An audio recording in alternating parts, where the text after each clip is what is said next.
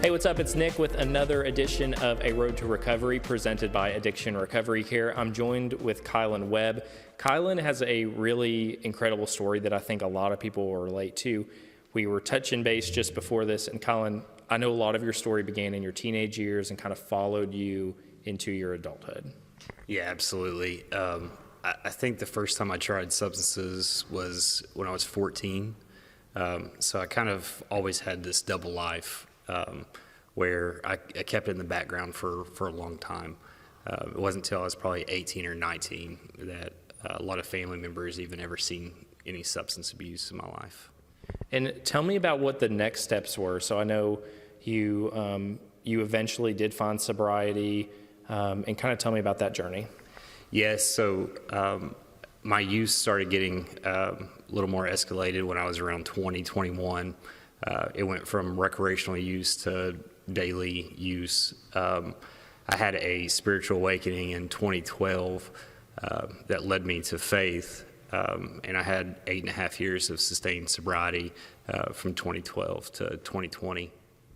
And I know 2020, it's a year many of us remember, COVID-19, the international pandemic, really. Tell us about how that affected your sobriety and kind of what happened. Yeah, so I had a business, and during that time, it was really volatile. I almost lost everything I had. I was having a lot of issues at home because I had started using substances again and started drinking again. And so it got really bad around 2021 when I reached out for help. So obviously, Kylen, nobody wants to deal with a relapse, especially after that many years of sobriety. But I think your story is inspiring, especially to many out there that may have faced a relapse and they're now thinking, wow, I can't believe I have to start this all over again. What would you say to that person out there?